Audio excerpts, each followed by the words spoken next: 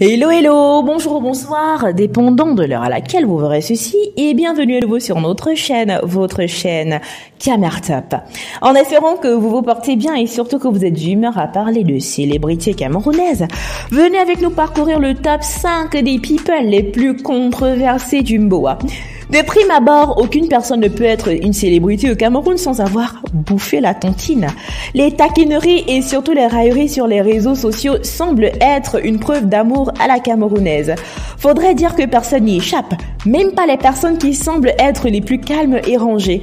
Faudrait aussi avouer que la venue des réseaux sociaux n'est pas venue arranger les choses pour nos people souvent appelés célébrités mbrakata. Surtout qu'ils nous servent bien. Car comme on le dit sur Facebook, chaque jour quand on dort et on se réveille, il y a de nouveaux dossiers. Aujourd'hui, la chaîne vous offre les célébrités qui sont toujours dans la sauce. Et qui Bongre malgré s'en foutent pas mal. Attachez vos ceintures car nous allons visiter les bouffeurs de tontine sur le territoire Facebook camerounais. Numéro 5, Muriel Blanche. Découverte sur la sphère des réseaux sociaux par la web-série intitulée Pargne, en compagnie de sa jadis meilleure amie Marcel Koueché, la jeune dame de 32 ans, pour des raisons qu'on n'arrive pas à cerner, s'est fait rapidement détester par une grande partie des internautes camerounais, soi-disant parce qu'elle se prenait la tête et qu'elle jouait la star. De fil en aiguille, elle a été huée et moquée durant la célébration des Canal d'Or 2019, cérémonie durant laquelle elle n'avait pas remporté le trophée de la meilleure web-série. Quelques mois plus tard, elle s'est fait éclabousser par l'ex-compagne de son parrain, Ebenezer Kepombia, qui les accusait d'avoir eu une relation extra-conjugale, résultat duquel Muriel Blanche a acquis une boutique de prêt-à-porter.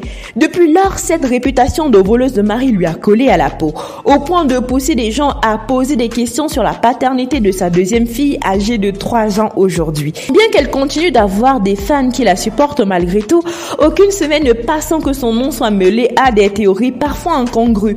Nous espérons tout de même qu'elle a un moral d'acier. Numéro 4, Coco Emilia.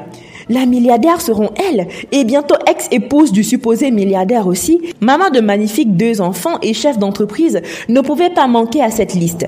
Entre deux coups de gueule dont elle ne se lasse pas sur la toile, des accusations de prostitution déguisées sous des voyages luxueux aux 4 coins du globe aussi font partie du lot. Sans compter ses différents ennemis dispersés sur le continent africain à l'instar de Diaba Sora.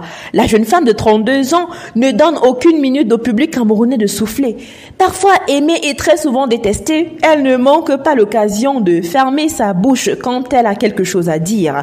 D'ailleurs, cette réputation de grande gueule lui a valu un reportage entier sur Canal+, qui couvrait son mariage en 2021.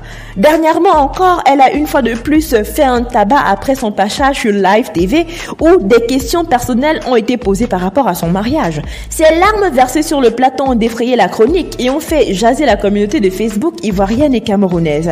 Sans compter le coup de gueule récent où elle affirmait avoir des entreprises entre l'Afrique de l'Ouest, l'Afrique centrale et les Émirats arabes unis, lui donnant des recettes de plus de 5 millions de francs par jour. Une chose est certaine, elle n'aime pas passer inaperçue. Alors, elle vous donne l'occasion de parler d'elle.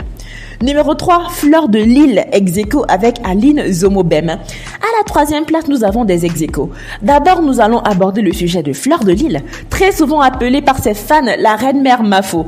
Mère célibataire frôlant la quarantaine, elle vit en Europe. Très friande des directs, elle ne se prive pas de partager tous les ragots et les scandales de célébrités camerounaises. Il y a quelques années, elle a d'ailleurs été accusée d'homosexualité, chose qu'elle a essayé par tout moyen de faire taire.